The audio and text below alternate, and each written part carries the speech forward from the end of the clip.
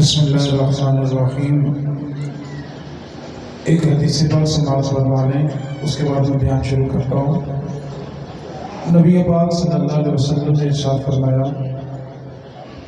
جو مجلس میں کسی کا کندھا پھیلا کر آگے جاتا ہے گویا وہ جہنم کی طرف پل بنا کے جہنم میں جا رہا ہے، کیونکہ جب کسی مسلمان کے چہرے کے قریب سے دوسرے کا قدم گزرتا ہے تو اس کی دل آزاری ہوتی ہے، اور دین مسلمان کی دل آزاری برداشت نہیں کرتا۔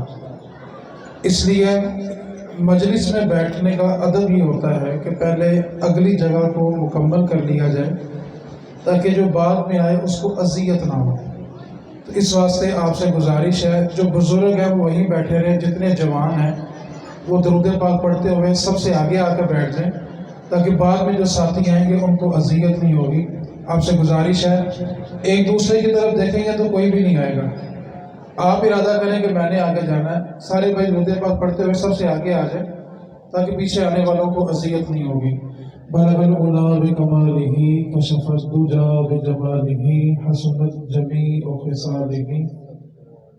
بلغ العلا بکمالہ کشف الدجی بجمالہ حسنت جمیع خصالہ۔ صلو علیہ وآلہ واصحابہ واہل بیتہ اجمعین۔ موسیٰ علیہ السلام کی جب والدہ کا انتقال ہوا تو آپ کوہ طور پہ اللہ تعالیٰ سے ہم کلام ہونے کے لیے گئے۔ اللہ تعالیٰ نے فرمایا، موسیٰ اپنے جوتے اتار کر کوہ طور پر آؤ، اور اے موسیٰ آج سنبھل کے باتیں کرنا۔ موسیٰ علیہ السلام نے عرض کی، مالک و مولا میں تو اکثر آتا ہوں بات بھی کرتا ہوں، لیکن آج جوتے اتارنے کا حکم کیوں ہے اور آج سنبھل کے بات کرنے کا حکم کیوں ہے؟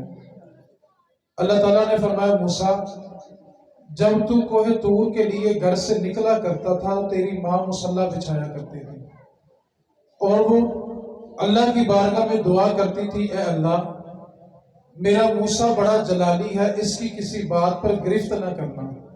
اے موسیٰ آج اپنے رب سے سنبھل کے بات اس لیے کرنا کہ آج تیرے پیچھے تیری ماں کی دعائیں نہیں رہی۔ اصل میں انسان ماں باپ سے نہیں، ان کی دعاؤں، ان کی برکتوں اور ان کی رحمتوں سے یتیم ہوتا ہے۔ وہ ماں اور باپ کی جو برکت ہوتی ہے، جو رحمت ہوتی ہے، جو دعا ہوتی ہے نا، دراصل انسان ان چیزوں سے محروم ہوتا ہے۔ بیٹا ماں سے ناراض بھی ہو نا، ماں کو سلام نہ بھی کر کے گھر سے نکلے، بیٹا اوپر سے اترے اور سیدھا باہر چلا جائے اور ماں پچھلے کمرے میں بیٹھ کے دیکھ رہی ہو نا، تو ماں پھر بھی کہتی، پتر خیر نہ جاتے خیر نہ لا۔ یہ جو دعائیں ہوتی ہیں نا، انسان در حقیقت ان سے یتیم ہوتا ہے۔ ایک بات کو یاد رکھیں، یہاں پہ جو سب سے بڑا طاقتور نوجوان ہے نا، اس کو آپ صرف ایک اینٹ دے دیں کہ تم نے اس کو پکڑ کے کھڑے ہونا ہے، تو صحیح 3 یا 4 منٹ کے بعد اس کا ہاتھ سن ہو جائے گا اور اس کی رگوں میں خون جمنا شروع ہو جائے گا، اور اس سے وہ ایک پتھر نہیں مسلسل اٹھایا جائے گا۔ آپ ایک لمحے کے لیے تصور کریں، ہم ایک پتھر 3 سے 4 منٹ کے لیے نہیں اٹھا سکتے۔ آج اولاد اس ماں کو آنکھیں دکھاتی ہے جس نے 9 ماہ ہمیں اپنے شکم میں اٹھا کے رکھا ہے۔ اس نے اپنے سگے بہن بھائیوں کی خوشیاں چھوڑ دی کہ میرے شکم میں میرا بیٹا ہے، میری بیٹی ہے، اس کو کہیں اذیت نہ ہو سفر کرنے سے۔ سردی کی ٹھٹھراتی راتوں میں وہ گیلے بستر پہ خود سوتی ہے لیکن اپنے بچے کو نہیں لٹاتی۔ آج وہی بچہ جب جوان ہوتا تو اپنی سگی ماں کو آنکھیں دکھاتا ہے اور کہتا جی آپ کو میری بات سمجھ نہیں آتی۔ ایک بات کو اور یاد رکھیں، باپ کے انتقال کے بعد جو خرچ چلانے کا نظام ہوتا ہے نا، جب وہ ماں کو ملتا ہے نا تو بیٹوں کا رویہ کچھ اس طرح ہوتا ہے۔ پرانے وقتوں میں چلے جائیں تو جب لوگ بادشاہ کے دربار میں جایا کرتے تھے نا، تو نذرانے کا یوں کشکول بنا کے بادشاہ کے سامنے جھکتے تھے اور اپنا کشکول آگے کرتے تھے۔ بادشاہ اس نذرانے کو ہاتھ لگاتا یا اٹھا لیتا تو یہ تصور ہوتا تھا کہ بادشاہ نے نذرانہ قبول کر لیا۔ اس مثال کو آج کے دور میں سمجھنا تھوڑا آسان ہے۔ جس طرح ہم دینداروں کی خدمت کرتے ہیں، جھک کر کرتے ہیں، دوسرے کو پتہ بھی نہیں چلتا کہ کیا خدمت کی ہے۔ بادشاہوں کو نذرانے کشکول بنا کے، دینداروں کی خدمت ہاتھ چوم کے، اور جب ماں یا باپ کو جیب خرچ دینا ہو تو ہمارا ہاتھ اوپر ہو اور ماں اور باپ کا ہاتھ نیچے ہو، اس سے بڑی ماں باپ کی اور توہین کوئی نہیں ہو سکتی۔ ساری زندگی جس ماں باپ نے پالا ہو، جب اس کو خرچہ لینے کے لیے ہاتھ سامنے کرنا پڑے نا، اس سے بڑی ماں باپ کی اور توہین کوئی نہیں ہو سکتی۔ ہم نے قرآن میں یہ تو پڑھا ہے کہ ماں باپ کے سامنے اف تک نہیں کرنا۔ کبھی لفظ اف کا مطلب سمجھیں۔ امام راضی نے لکھا ہے کہ اگر ماں باپ اتنے بوڑھے ہو جائیں کہ وہ بولو براز بھی بستر پہ کر دیں، اتنا بڑھاپا آ جائے کہ وہ اٹھ کے پیشاب کے لیے بھی نہ جا سکیں اور بستر پہ کر دیں، اگر اولاد اپنے ناک کے آگے کپڑا رکھ کے صفائی کرے، ماں یا باپ کے دل سے یہ خیال بھی گزر گیا نا کہ میری اولاد کو اس بدبو سے تکلیف ہوتی ہے، وہ خیال کا گزرنا بھی لفظ اف ہے۔ اولاد کو اتنی بھی رخصت نہیں ہے کہ وہ اپنے ناک کے آگے کپڑا رکھ کے صفائی کرے۔ ہم سمجھتے ہیں کہ صرف زبان سے اف کریں گے تو اسی کا نام اف ہوتا ہے۔ بعض اوقات جب بیٹا ماں یا باپ کے سامنے سر مار کے اپنے کمرے میں چلا جاتا ہے نا، بیٹا اور بیٹی تو جا کے سو جاتے ہیں، لیکن ساری رات ماں اور باپ کو نیند نہیں آتی کہ آج میرے بیٹے نے میرے ساتھ کیا کیا۔ ایک بات کو یاد رکھیں، جب تک ماں زندہ ہوتی ہے نا، بندہ اپنے گھر میں داخل ہوتا سب سے پہلے اس کمرے میں جاتا جہاں ماں بیٹھی ہوتی ہے، سب سے پہلے اس کمرے میں جاتا جہاں باپ بیٹھا ہوتا ہے۔ ماں اور باپ کیا ہوتے ہیں ان سے پوچھ کے دیکھیں، جو عید کی نماز پڑھ کے گھر جائیں اور ان کو سینے لگانے والا باپ نہ ملے، اس سے پوچھو باپ کیا ہوتا ہے۔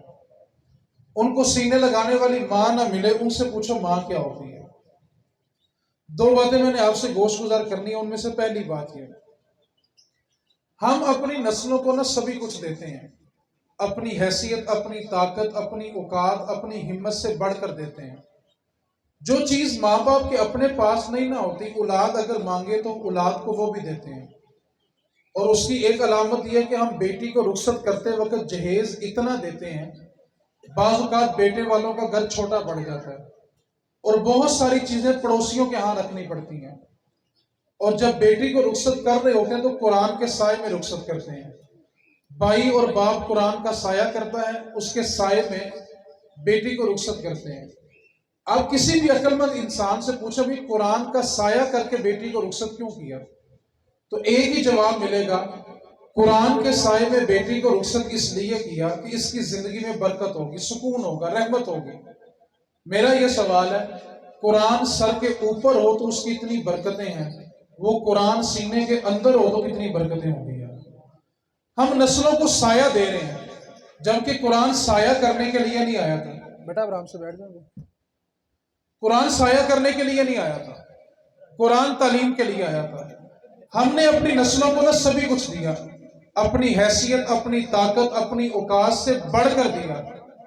نہیں دیا تو صرف نبی کا دین نہیں دیا، باقی سب کچھ دیا۔ اور جب نسلوں کو دین نہیں نہ دیا تو اس کا نتیجہ کیا نکلتا ہے؟ جب باپ دنیا سے رخصت ہوتا ہے نا، باپ کی میت گھر کے صحن میں پڑی ہوتی ہے، جوان 4-5 بیٹے باپ کے سرانے کھڑے ہوتے ہیں، اور جانتے ہو سلوک کیا کرتے ہیں؟ کسی کو ٹیلی فون کرتے ہیں کہ آ کر ابو کو غسل دے دو۔ میرا یہ سوال ہے، اس باپ نے زندگی میں کمایا ہی کیا ہے جس کے مرنے کے بعد اس کے بیٹوں نے اس کو ہاتھ بھی نہیں لگایا؟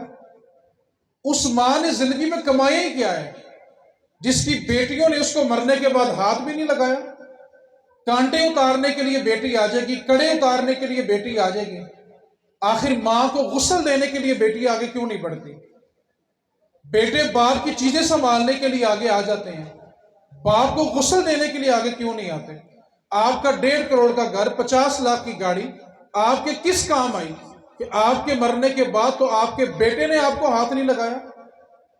اور ایک بات کو یاد رکھیں، 2 کروڑ کا گھر ہو، 50 لاکھ کی گاڑی ہو، لیکن اگر مرنے کے بعد بچہ آپ کو غسل نہ دے تو یقین کریں آپ سے اور مجھ سے بڑا غریب بندہ مرے کوئی نہیں ہے۔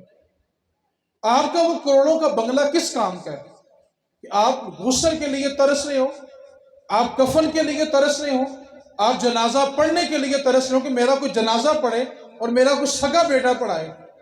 آپ نے زندگی میں کچھ نہیں کمایا اگر آپ نے ایسی اولاد نہیں کمائی جو آپ کے مرنے کے بعد کم از کم نہلا کے آپ کا جنازہ پڑھا سکے. آنسو بہانے کے لیے ساری اولاد ہوتی ہے. کبھی یہ سوچا کہ میرے جنازے میں جنازہ پڑھنے والی کتنی اولاد ہے؟ کیا مرنے کے بعد بچے کے آنسو آپ کی بخشش کروا لیں گے؟ بیٹیوں کی چیخو پکار آپ کی بخشش کروا لیں گے؟ سوال یہ پیدا ہوتا ہے کہ ہم نے اپنی بخشش کے لیے کیا چھوڑا ہے؟ ہم نے اولاد کو نہ صرف رسم و رواج دیا ہے. میری بات سے ناراض نہیں ہونا. ہو سکتا ہے کسی کو میری ذات سے اختلاف ہو لیکن میرے نبی کے دین سے اختلاف نہیں ہونا چاہیے. میں ایک مثال دینا چاہتا ہوں. ہم نے نا اپنی نسلوں کو جو رسم و رواج دیے ہیں، بیٹا جب ماں یا باپ کو دفن کر کے گلی کے کنارے آتا ہے نا تو اس کی زبان پہ جملہ بلا کیا ہوتا ہے؟ سارے بھائی بیٹھو روٹی کھا کے جانا. معاشرے کا اس سے بڑا ظلم کیا ہوگا کہ ہم مرنے والے کے بچوں کے ہاتھوں سے کھانا لے کے کھا رہے ہوتے ہیں. جو بیٹیاں غم سے بے ہوش ہوتی ہیں جنازہ اٹھتے وقت کہ ماں چلے گئی، باپ چلا گیا، سر کے سائیں چلے گئے ہیں، ٹھیک 5 منٹ کے بعد وہی بیٹیاں چاولوں کی پلیٹیں پکڑ کے آواز لگا رہی ہوتی ہیں، آنٹی بیٹھو کھانا کھا کے جانا. ہم نے اپنی اولاد کو کیا دیا؟ اس توجہ سے اس بات کو سمجھنا ہے. بیٹا جب ماں یا باپ کو دفن کر کے گھر آتا ہے نا تو گھر آ کے جب وہ اپنے بستر پہ لیٹتا ہے اس کو بلا کیا سوچ ہوتی ہے؟ صبح منڈی چنے لینے کے لیے جانا ہے، فروٹ لینے کے لیے جانا ہے، دیگوں کا سامان لینے کے لیے جانا ہے. کاش آپ نے اپنی نسل کو یہ فکر دی ہوتی کہ بیٹا چنے آئیں، فروٹ آئے یا نہ آئے، کم از کم تیرا باپ جب قبر میں حساب دے رہا ہو نا اس کے سرانے بیٹھ کے قرآن کا ایک رکوع پڑھ لینا.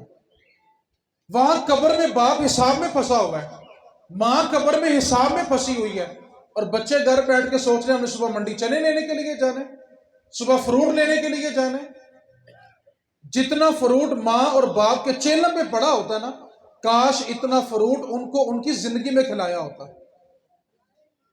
ہمارے بہت سارے کام ایسے ہوتے ہیں جو صرف اور صرف برادری میں ناک رکھنے کے لیے ہوتے ہیں. چیلم پہ جاؤ تو اتنی لمبی لمبی لسٹیں آتی ہیں، اتنے لاکھ مرتبہ یہ پڑھا، اتنے ہزار مرتبہ یہ پڑھا، اتنے ہزار مرتبہ یہ پڑھا. میرا ایک ذاتی سوال ہے، اتنی لمبی لسٹ میں سے مرنے والے کے بچوں نے کیا پڑھا ہوگا؟ اب تو یہ سال ثواب بکنا شروع ہو گیا. کسی کو سال ثواب چاہیے، مدرسوں میں چلے جاؤ، وہاں 2000 روپیہ لو دے دو اور جتنے مرضی پڑھے ہوئے قرآن لے آؤ. میرا باپ ساری زندگی مزدوری میری خاطر کرے، اپنے مالک کی گندی گالیاں میرے لیے سنے، میری پرورش کے لیے میرا باپ در بدر کی ٹھوکریں کھائے، اور جب میرے باپ کو قرآن کی ضرورت ہو تو میں آپ کے ترلے کروں؟ آپ کے باپ نے زندگی میرے لیے گزاری ہے، باپ نے مشقت میرے لیے کی، اپنے مالک کی گالیاں میرے لیے سنی ہے، اور جب میرے باپ کو قبر میں قرآن کی ضرورت ہے تو میں لوگوں سے کہوں تم یہ والا سپارہ پڑھو، تم یہ والا سپارہ پڑھو. میں اپنے باپ کے لیے قرآن کیوں نہیں پڑھتا؟ ایک بات کو یاد رکھیں، میری بات سے ناراض نہیں ہونا، ہم الحمدللہ ڈنکے کی چوٹ پہ سننی ہے، اصالہ ثواب کے منکر نہیں ہے، لیکن ایک ظلم ہماری طرف سے ہوا. ہم نے اپنے مرنے والوں کو چند دیگوں تک محدود کر دیا. ہم یہ سمجھتے ہیں کہ اصالہ ثواب یہ ہے 40 دن بعد 2 دیگیں پکائیں گے، 10 بندے بلائیں گے، کھانا کھلائیں گے تو ماں باپ قبر میں راضی ہو جائیں گے. آپ سے میرا سوال ہے، کیا ہمارے مرنے والوں کو قبر میں ہماری دیگوں کا انتظار ہے؟ پورے 40 دن بیٹے نے نماز ایک نہ پڑھی ہو، قرآن کا سپارہ ایک نہ پڑھا ہو، اور 2 دیگیں پکا کے وہ یہ سمجھتا ہے کہ میری ماں قبر میں خوش ہو جائے گی، وہ یہ سمجھتا ہے کہ میرا باپ قبر میں خوش ہو جائے گا. یہ سب سے بڑا ظلم اولاد کی طرف سے ماں باپ کے ساتھ کیا جا رہا ہے. آپ سب اپنے گھر میں کہہ کے آئے تھے کہ ہم چیلم پہ جا رہے ہیں، فلاں صاحب یا صاحبہ کے ختم پہ جا رہے ہیں، سب گھر میں یہی کہہ کے آئے ہیں؟ بولے تو صحیح ہے. پتہ ہے نا کوڑا مولوی پہلی باری دیکھا، پریشان نہ ہو، کیونکہ میں جواب دے عوام کو نہیں ہوں. جس نبی نے ہمیں ممبر دیا نا، ہم نے جواب اپنے نبی کو دینا ہے. اصل نقصان بھلا کب عوام کا ہوا؟ جب اوپر بیٹھنے والوں نے صرف عوام کو راضی کیا، دین خلوص سے بیان نہیں کیا. آپ سب گھر میں کیا کہہ تھے ہم کہاں جا رہے ہیں؟ ایسے ہی ہے. اب آپ سے میرا سوال ہے، چہلم زندہ بندے کا ہوتا ہے کہ مرنے والے کا ہوتا ہے؟ بولے تو صحیح ہے. چہلم کس کا ہوتا ہے؟ پیچھے آواز آ رہی ہے میری؟ چہلم کس کا ہوتا ہے؟ مرنے والے کا. آتے وقت آپ فروٹ لے کے آئے ہوں گے، جتنا قریبی رشتہ ہوتا ہے اتنا اچھا پھل بھی ہوتا ہے. اب میرا سوال ہے، سب گھر میں یہ کہتے ہیں کہ ہم چیلم پہ جا رہے ہیں، آتے وقت ہم فروٹ لے کے آئے ہیں، فروٹ زندہ بندے نے کھانا ہے کہ مردے نے؟ بولے یار، آئے کس کے لیے تھے؟ مرنے والے کے لیے۔ لائے کیا تھے؟ فروٹ جو کھانا زندہ نے۔ سوال میرا یہ کہ مرنے والے کے لیے کیا لے کے آئے ہو؟ جب ہم مرنے والوں کو دھوکہ دے رہے ہیں تو کیا تصور کرتے ہیں کل کو لوگ ہمارے لیے فاتحہ پڑھ کے لائیں گے؟ میری باتوں سے ناراض نہیں ہونا، ہو بھی جائے تو فرق نہیں پڑتا۔ ہم سب سے بڑے ظالم ہیں مرنے والوں کے ساتھ، اور جو ظلم ہم کر رہے ہیں نا، اس بات کو اپنے دل میں جگہ دے، کل کو ہمارے ساتھ ہونے۔ جب ہمیں قبر میں قرآن کی ضرورت ہوگی نا تو ہمارا بیٹا نائی کے سرانے بیٹھا ہوگا۔ جب ہمیں قبر میں نماز کی ضرورت ہوگی نا تو ہمارا بیٹا منڈی میں ٹھوکریں کھا رہا ہوگا، پھل اکٹھا کر رہا ہوگا، آپ کے لیے بیٹھ کے قرآن نہیں پڑھے گا۔ میں ان چیزوں کے خلاف نہیں ہوں، لیکن ہم نے دین چھوڑ کے رسم و رواج کے پیچھے اپنی نسلوں کو لگا دیا۔ میرا ایک سوال ہے آپ سے، اللہ نے آپ کو 10 روپے کی طاقت دی تھی، آپ 10 روپے کا سال ثواب کرتے، 1 لاکھ کی طاقت ہے، 1 لاکھ کا کریں، دین منع نہیں کرتا، لیکن میرا سوال ہے، قرض اٹھا کے ایصال ثواب کرنے والا دین ہمیں کس نے پڑھا دیا؟ میرے رسول کریم صلی اللہ علیہ وسلم کا فرمان ہے، جب بندہ شہید ہوتا ہے نا، اس کے جسم سے خون کا فوارہ نکلتا ہے، پہلا قطرہ خون کا شہید کے بدن سے نکل کے ابھی زمین پہ نہیں گرتا، شہید کا ایک قدم زمین پہ، دوسرا جنت میں ہوتا ہے۔ اسی سے اگلی حدیث سنیں، میرے نبی نے فرمایا شہید اگر 3 مرتبہ بھی شہید ہو جائے، اس کا قرض تب تک معاف نہیں جب تک بندہ معاف نہ کرے۔ میرا ایک سوال ہے، قرضہ تو شہید کو معاف نہیں ہے۔ رسول کریم صلی اللہ علیہ وسلم کے جو آخری الفاظ ہیں نا، وہ کیا تھے کہ گھر میں جتنا بھی پیسہ پڑا، جتنی بھی امانتیں پڑی ہیں، لوگوں کو واپس کر دو۔ میں اللہ کی بارگاہ میں خالی ہاتھ جانا چاہتا ہوں، لیکن میرا سوال ہے، قرض اٹھا کے ایصال ثواب کا دین ہمیں کس نے پڑھا دیا؟ آج ہم اپنے مرنے والوں کے ساتھ ظلم کر رہے ہیں، اور ایک بات پہ یاد رکھیں، اگر یہ ظلم ہم نے بند نہ کیا تو ہماری نسلیں ہمارے ساتھ بھی کریں گے۔ میرا سوال ہے یار، ہر کسی کو یہ فکر تو ہے کہ چیلم پہ پکانا کیا ہے، کیا کسی بچے نے یہ فکر کی کہ میں اپنے باپ کے لیے، اپنی ماں کے لیے قرآن ہی پڑھ لوں چیلم تک؟ اور بھائی دے گے آپ اور میں کھائیں گے، لیکن اس بات کو سمجھ لیں، میں اس کا انکار نہیں کر رہا، ایصال ثواب 2 طرح کا ہوتا ہے۔ اگر آپ اس نقطے کو سمجھ لیں گے تو میری اگلی پچھلی ساری باتیں سمجھ آ جائیں گی۔ پہلا ایصال ثواب، جب ہم کھانا کھلاتے ہیں نا، اس کا ثواب مرنے والے کو ہوتا ہے، لیکن تب تک ہوتا ہے جب تک کھانے والے کو ہضم نہ ہو جائے۔ یعنی میں نے کھانا کھایا، آپ نے کھانا کھایا، اس کا ثواب مرنے والے کو پہنچے گا، لیکن جیسے ہی ہمیں وہ کھانا ہضم ہو جائے گا اور وہ فضولیات بن کے جسم سے نکل جائے گا، مرنے والے کو ثواب ختم۔ کیوں کہ صدقہ جاریہ اس کو کہتے ہیں کہ جب تک چیز باقی ہو تب تک اس کا ثواب باقی رہتا ہے، جب کھانا ہضم ہو گیا ثواب ختم ہو گیا۔ لیکن آپ نے ایک پنکھا کسی ویلفیئر سوسائٹی میں، کسی ہاسپٹل میں ویل چیئر دے دی، کسی مسجد میں پنکھا لگا دیا، جب تک لوگ اس سے نفع اٹھاتے رہیں گے نا تب تک مرنے والے کو ثواب ملتا رہے گا۔ لیکن ہماری ساری کوششیں بھلا کس کی طرف ہیں کہ بس روٹی پکا لیں تاکہ برادری یہ نہ کہے ساری زندگی باپ کا کھایا ہے اور باپ کے نام کی 2 دیگیں بھی نہیں پکا سکا۔ میری بات سے ناراض نہ ہو، ہم نہ اپنا ناک رکھنے کے لیے بہت ساری رسم و رواج کرتے ہیں، اس واسطے مرنے والوں کے ساتھ ظلم نہ کریں، اس بات کو اپنے دلوں میں جگہ دیں۔ آپ نے آج اپنے بستر پہ جا کے ایک بات ضرور سوچنی ہے کہ یار مجھے اگر آج آنکھیں بند کرنی پڑ گئی تو کیا میرا سگا بیٹا میرا جنازہ پڑھنے کے قابل ہے؟ ایک بات کو یاد رکھیں، جنازہ پڑھاتے وقت جتنا درد بیٹے کی تکبیروں میں ہوگا نا، بڑے سے بڑے مولوی کی تکبیروں میں نہیں ہو سکتا، بڑے سے بڑے پیر کی تکبیروں میں نہیں ہوگا، کیونکہ بیٹے کو پتہ ہے سامنے میری ماں پڑی ہوئی، سامنے میرا باپ پڑا ہے، اس کی بخشش میں نے کروانی ہے۔ اور ظلم کی انتہا بھلا کیا ہے؟ جنازہ پڑھانا تو بڑی دور کی بات ہے، پیچھے بیٹا کھڑا ہوتا ہے، اس کو جنازہ پڑھنا نہیں آتا۔ آپ سے میرا سوال ہے، کتنے بندے یہاں پہ ایسے بیٹھے ہوئے ہیں کہ جو یہ دعویٰ کر سکتے ہیں پاجی میرے پتر ایس قابل ہوگا نا کہ میری بخشش کرا لیں گے، میرے پتر مینوں آپ نوالیں گے۔ ایک بات تو یاد رکھیں، نہلانے والا اپنا ہو، اللہ نہ کرے مرنے والے میں کوئی عیب نکل آئے، بدبو آئے، شکل بگڑ جائے، نہلانے والا اپنا ہو تو کسی کو بتاتا نہیں، اور غیر ہو تو کبھی چھپاتا نہیں۔ وہ گلی گلی چراہے چراہے تذکرہ کہتا پاجی میت بڑی بھاری ہو گئی سی، شکل بگڑ گئی سی۔ ایک بات تو بتائیں، نہلانے والا بیٹا ہو کسی کو بتائے گا میرا باپ ایسا تھا؟ آپ نے اپنی نسل سے کیا کمایا ہے؟ آپ سے میرا ایک سوال ہے، آپ صبح گھر سے نکلتے ہیں، شام کو مزدوری کر کے آتے ہیں، مشقت کرتے ہیں، اگر کاروبار بھی کرتے ہیں تو مشقت کرتے ہیں، مزدوری کرتے ہیں، مالک کی گالیاں بھی سنتے ہیں، کس کے لیے سنتے ہیں؟ اولاد کے لیے سنتے ہیں نا۔ کبھی سوچا میری اولاد میرے کس کام آئے گی؟ آنسو بہانے کے لیے ساری اولاد ہوگی، دو لفظ دعا کے مانگنے کے آپ کی اولاد قابل نہیں ہوگی۔ اس واسطے زندگی میں آپ نے اپنی اولاد کو سبھی کچھ دیا ہے، اپنی حیثیت، اپنی طاقت، اپنی اوقات سے بڑھ کر دیا، اور اگر دین نہ دیا تو خدا کی قسم غسل کے لیے بھی ترسیں گے۔ مولا علی شیر خدا رضی اللہ تعالیٰ نے فرمایا کرتے تھے، جب تم کسی سے دوستی کرو تو اس بات کو یاد رکھو تم اپنے جنازے کی پہلی صف جمع کر رہے ہو۔ جیسے تمہارے دوست ہوں گے نا، تمہارے جنازے کی پہلی صف ویسی ہوگی۔ اب سوال ہے، میں اپنے دوستوں کو دیکھوں، آپ اپنے دوستوں کو دیکھیں، کہ پہلی صف میں کھڑا ہونا تو آسان ہے، لیکن نماز جنازہ صحیح پڑھنا یہ بڑا مشکل کام ہے۔ ہم ساری زندگی مرنے والوں کو دھوکہ دیں، ان کے جنازوں میں خاموش کھڑے رہیں، تو کیا تصور کرتے ہیں کل کو لوگ ہمارے لیے فاتحہ پڑھ کے لائیں گے؟ میری بات سے اور بھی ناراض نہ ہو، ہمارے ظلم کی انتہا بھلا کیا ہے؟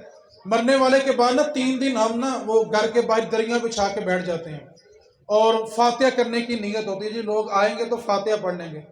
ہمارے ظلم کی انتہا دیکھیں، ہم فاتحہ کیسے پڑھتے ہیں؟ نیا بندہ آیا، وہ آ کہتا جی فاتحہ پڑھ لو، سب نے ہاتھ اٹھا لیے، کوئی کچھ نہیں پڑھ رہا، ایک نے ہاتھ پھیرا، سب نے ہاتھ پھیر لیے، دعا پوری ہوئی ہے نہیں ہوئی، فاتحہ پوری پڑھی ہے کہ نہیں پڑھی، ایک نے ہاتھ پھیرا، سب نے ہاتھ پھیر لیے۔ میرا سوال ہے، جس سے مانگ رہے ہو اس کو دھوکہ دے رہے ہو، یا جس کے لیے مانگ رہے تھے دھوکہ اس کو دے رہے ہو؟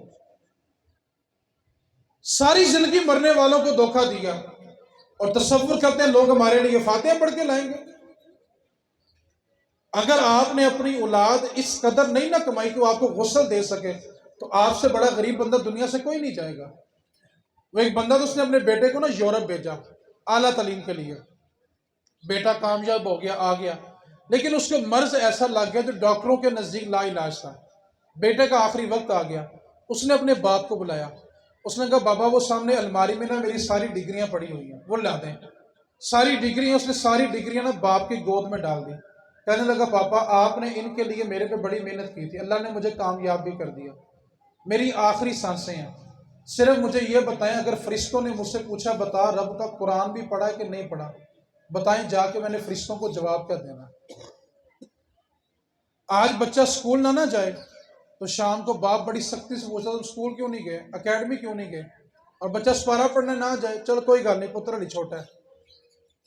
جو سلوک ہم کر رہے ہیں کل کو ہمارے ساتھ ہوگا، اس واسطے کم از کم پہلا ظلم یہ بند کریں کہ اپنی نسلوں کو رسم و رواج نہیں دین سکھائیں، اور اگر صرف رسم و رواج دے کے چلے گئے تو ایک بات کو اپنے پلے باندھ لیں، جب ہم قبر کی تنہائیوں میں دعا کے لیے ترس رہے ہوں گے نا تو ہماری اولاد رسم و رواج نبھا رہی ہوگی۔ کم از کم مرنے والوں سے یہ ظلم نہ کریں، اور جو ظلم ہم کر رہے ہیں وہ کل کو ہمارے ساتھ ہونا ہے۔ قائد اعظم محمد علی جناح، آپ کے ایک دوست ہیں مولانا عبدالحی لکھنوی، یہ پاکستان بنانے میں قائد اعظم کے ساتھی تھے، آپ کے ہزاروں مرید بھی تھے، ہزاروں شاگرد بھی تھے۔ مولانا کے زمانے میں ایک درزی تھا کپڑے سلائی کرنے والا، اس درزی کی عادت یہ تھی کہ جب بھی مسجد میں کسی کے جنازے کا اعلان سنتا دکان بند کرتا اور جنازہ پڑھنے چلا جاتا، تو جو پڑوسی دکاندار تھے وہ اس کو طنز کرتے تھے، یار تو بڑا عجیب بندہ، نہ تو مرنے والے کو جانتا ہے نہ مرنے والا تجھے جانتا ہے، تو اپنے کام کاج کا حرج کرتا اور جنازہ پڑھنے چلا جاتا۔ اس نے کہا باؤ جی میں سنیا جیڑا کسے دا پڑھے پھر لوکی اودا پڑھ دینا۔ وقت بیتتا گیا، مولانا عبدالحی لکھنوی کا انتقال ہو گیا۔ تاریخ پاکستان کے الفاظ ہیں کہ لاکھوں کا مجمع تھا اور ہزاروں لوگ وضو کرتے رہ گئے، اتنا رش تھا کہ جنازہ نہیں پڑھ سکے۔ اتنا بڑا جنازہ مولانا عبدالحی لکھنوی کا ہوا۔ جب جنازہ پڑھ کے فارغ ہوئے تو اعلان ہوا کہ ایک جنازہ اور ہے، وہ پڑھ کے جائیے گا۔ جو لوگ وضو کر رہے تھے وہ بھی شریک ہو گئے، جنازہ اس سے بھی بڑا ہو گیا۔ جب دوسرا جنازہ پڑھ کے فارغ ہوئے تو علم ہوا یہ وہ درزی تھا جو اللہ کی رضا کے لیے لوگوں کے جنازے پڑھا کرتا تھا۔ اور میں اگر اپنا گریبان پکڑ کے اپنا اپنا محاسبہ کریں، ہم جنازہ پڑھنے کے بعد نا مرنے والے کے بیٹے کو ڈھونڈ رہے ہوتے ہیں. میری بات سے ناراض نہیں ہونا. میں سوال کرتا ہوں، ہماری نیت اس کو تسلی دینے کی ہوتی ہے کہ اپنا چہرہ دکھانے کی ہوتی ہے؟ ہم اپنا چہرہ دکھاتے ہیں کہ اس کو پتا چلے کہ جنازہ پڑھنے میں بھی آیا ہوا تھا. دوست کہہ رہا تھا چلیے، کہتا تھا انہوں مل کے آنا ہوں میں. ہم جب جنازے بھی چہرے دکھانے کے لیے پڑھیں گے تو کیا تصور ہے کل کو لوگ ہمارے لیے فاتح پڑھ کے لائیں گے؟ ایسا کبھی نہیں ہوگا. یہ ظلم ہم نے شروع کیا ہے اور اس کا اختتام ہم تک نہیں، ہماری نسلوں تک بھی جائے گا. اس واسطے اپنی نسلوں کو کم از کم اتنا دین ضرور دیں یار. آپ سے میرا ایک سوال ہے، توجہ کریں گے تو گفتگو کا نچوڑ سمجھ آ جائے گا. توجہ ہے حضرات کی؟ بات سمجھ بھی آ رہی کہ نہیں آ رہی؟ انی گل سمجھ مشکل کتوں آندی یار؟ آواز آ رہی ہے پیچھے میری؟ آپ سے میرا ایک سوال ہے، مرنے والے کا بیٹا اگر ڈاکٹر ہو، کیا کہا میں نے، تو جنازے میں زیادہ لوگ کون آئیں گے؟ مرنے والے کا بیٹا اگر انجینئر ہو تو، کاروباری ہو تو، دکاندار ہو تو، سوچو مرنے والے کا بیٹا اگر عالم دین ہو تو، حافظ قرآن ہو تو، جہاں تک نگاہ اٹھاؤ گے تمہیں صرف اور صرف دستاریں نظر آئیں گی. یار جب سینکڑوں لوگ پیچھے قرآن اور حدیث پڑھنے والے کھڑے ہوں، سناؤ آگے پڑے باپ کی بخشش ہوگی کہ نہیں ہوگی یار؟ آپ اپنی نسل کو اتنا تو دین دینا یار کہ وہ آپ کی بخشش کا سامان کر سکے. ایک بات کو یاد رکھیں، مرنے کے بعد آپ کو یہ علم ہوگا کہ میرا کون سا بچہ میرے کام آیا. باقی جتنی بھی چیزیں ہوں گی آپ کی سانس اکھڑنے تک آپ کے کام آئیں گی. اور جو بچہ آپ نے دین کے لیے دیا ہوگا نا، اس کا فائدہ شروع دین مرنے کے بعد ہوتا ہے. اس واسطے آپ کے اگر 2-3 بیٹے ہیں، ڈاکٹر بنائیں، انجینئر بنائیں، دین منع نہیں کرتا. دین تنگ نظر نہیں ہے، اور جو تنگ نظر ہو وہ دیندار نہیں ہوتا. کیوں؟ کہ میرے نبی کا دین کسی کو تنگ نظر رہنے نہیں دیتا. لیکن اپنا ایک بچہ تو دین پہ لگائے نا یار، ایک بچی تو دین پہ لگائے نا. اس نیت سے لگائیں کم از کم آپ کو مرنے کے بعد غسل کے لیے ترس تو نہیں چھوڑے گی نا یار. اللہ کسی کو دولت دے یہ عیب نہیں ہے، یہ اس کی عطا ہے. لیکن میں ایک لمحہ فکری آپ کو بتا رہا ہوں.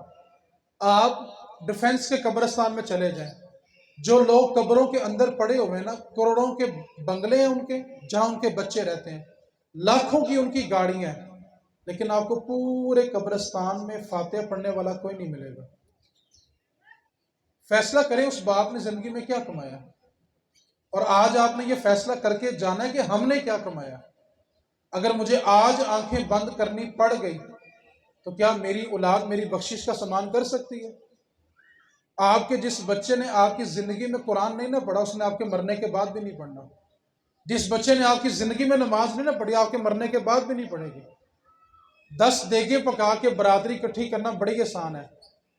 میں آپ سے سوال کرتا ہوں، ایک پلڑے میں آپ 10 دیگیں رکھ دیں اور دوسرے پلڑے میں بیٹا اور بیٹی اتحیات میں یہ کہے ربنا اغفر لی ولی والدیہ، اے اللہ مجھے بھی بخش دے، میرے ماں باپ کو بھی بخش دے. بتائیں ماں باپ کو ٹھنڈ کس سے پڑے گی یار؟ اس واسطے یہ ظلم بند کریں یار. آپ کھانا پکائیں، لاکھوں کا پکائیں یار، دین منع نہیں کر رہا، لیکن کم از کم اولاد کو دین تو دینا یار. وہ آپ کے مرنے کے بعد آپ کی بخشش کی دعا تو کرے. اس کا احساس بھلا کب ہوتا ہے بندے کو؟ جب اس کی آنکھیں بند ہو جاتی ہیں.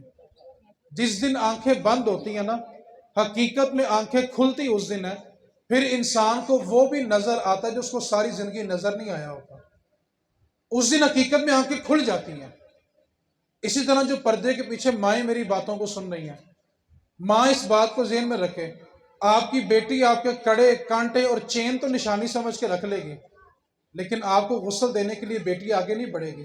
اور جس اولاد کو آپ چوم چوم کے سینے لگا لگا کے جوان کر رہے ہیں نا، یہ سلوک بھلا کیا کرے گی؟ آپ کے بدن سے جو کپڑے اتریں گے نا، ان کپڑوں کو یوں پکڑے گی، اس کپڑے کو پورا ہاتھ نہیں ڈالے گی. جس اولاد کو آپ چوم چوم کے جوان کر رہے ہیں نا، آپ کے کفن کا بچا ہوا کپڑا اولاد اپنے گھر میں نہیں رکھتی. جس صابن سے ماں یا باپ کو نہلایا ہوتا ہے نا، بچے تو وہ صابن اپنے گھر میں نہیں رکھتے. آپ کس گمان میں ہیں کہ آپ کی اولاد آپ کی بعد بخشش کا ذریعہ بنے گی؟ آپ کی اولاد آپ کے بعد صرف رسم و رواج نبھائے گی اگر آپ نے ان کو دین نہیں دیا ہوگا.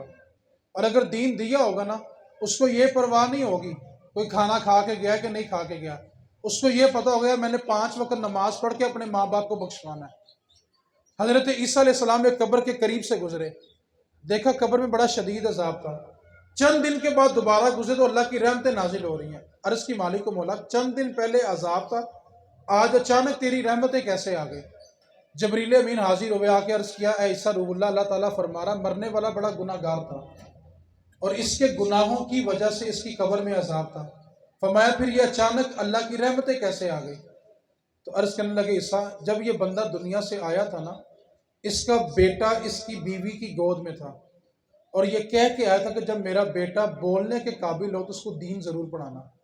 آج اس کی بیوی اس کے بچے کو مکتب میں چھوڑ گئی، استاد نے کہا پڑھ بسم اللہ الرحمن الرحیم، تو رب فرما رہا ہے جس کا بچہ مجھے رحمان اور رحیم کہے، پھر رب کو حیا آتی ہے اس کے باپ کو قبر میں وہ عذاب دے۔ شرط یہ پیچھے کوئی رحمان اور رحیم کہنے والا تو ہونا یار، اور اگر رحمان اور رحیم کہنے والا کوئی چھوڑ کے نہیں نہ جا رہے تو ایک بات یاد رکھے، پھر ان سے بھروسہ بھی چھوڑ کے جانا۔ یہ مت سوچنا کہ یہ میرے بعد میری بخشش کا سامان کریں گے، ایسا کبھی نہیں ہوگا۔ صرف آپ کا وہی بچہ آپ کے کام آئے گا جس کو آپ نے اپنی زندگی میں دین پہ لگایا ہوگا۔ ہم ہمیشہ وہ کاروبار کرنا چاہتے ہیں کہ ہم سوچتے ہیں کہ میرے بچے بھی بیٹھ کے کھائیں، ایسا ہی ہے نا؟ کاروبار کرنے سے پہلے ہم کیا سوچتے ہیں، یار ایسی جگہ انویسٹمنٹ ہو کہ میرے بچے بھی بیٹھ کے کھائیں۔ یہ دینداری ایسی انویسٹمنٹ ہے، آپ تو کیا قیامت تک آپ کی آنے والی نسلیں بیٹھ کے کھائیں گے۔ وہ دیندار چلتا پھرتا ماں باپ کی بخشش ہوتی ہے، وہ نہ بھی بیٹھ کے قرآن پڑھے، اس کو روک کے کسی نے پوچھا علامہ صاحب یہ مسئلہ بتا دیں، جب وہ مسئلہ بتائے گا ثواب کس کو پہنچے گا؟ اپنے بچوں میں سے نہ ایک بچے کو دین پہ ضرور لگائیں، اور اگر نہ لگایا تو اس بات کو اپنی زندگی میں پختہ سمجھ لیں، آپ کی میت آپ کے گھر کے صحن میں پڑی ہوگی اور آپ کے بیٹے آپ کی میت کو ہاتھ نہیں لگائیں گے، اور بھائی آپ کے کفن کو ہاتھ نہیں لگائیں گے۔ ان سے کہا جائے گا نا کفن کے اوپر کلمہ ہی لکھ دو، یہ باپ کے کفن کے اوپر کلمہ لکھنے کے لیے بھی تیار نہیں ہوں گے۔ اس واسطے سنی لوگ ہیں، اپنے آپ کو دھوکے سے نکالیں۔ اگر ساری زندگی نماز نہیں نہ پڑھی، قبر میں ایک عہد نامہ نہیں، تاج کمپنی کے 100 قرآن بھی رکھ دو، کچھ نہیں ہوگا۔ یہ اپنے آپ کو دھوکے سے نکالیں۔ اس واسطے ساری گفتگو کا نچوڑ اتنا ہے، ماں باپ کی زندگی میں قدر کریں، جتنا پھل ان کے چیلم پہ ہوتا ہے نا، کاش اتنا پھل ان کو ان کی زندگی میں کھلایا ہوتا، تب ماں باپ تیرے وقت کے لیے ترسیں اور تو ان کو آنکھیں نکال نکال کے دکھائے، اور مرنے کے بعد ماں کی شان پہ رو رو کے آنسو بہائے، کچھ نہیں ملے گا۔ ساری زندگی ماں باپ کو اذیت دی ہو اور مرنے کے بعد غسل کے وقت پاؤں دھو کے پینے سے کچھ نہیں ہوتا۔ اپنے آپ کو دھوکوں سے نکالیں، یہ صرف اور صرف دکھاوے اور کچھ نہیں ہے۔ اگر ماں باپ سے محبت ہوتی نا تو وہ اولاد کے وقت کے لیے ترس ترس کے نہ مرے ہوتے، یہ بعد میں قدم دھو کے پینے سے کچھ نہیں ہوتا۔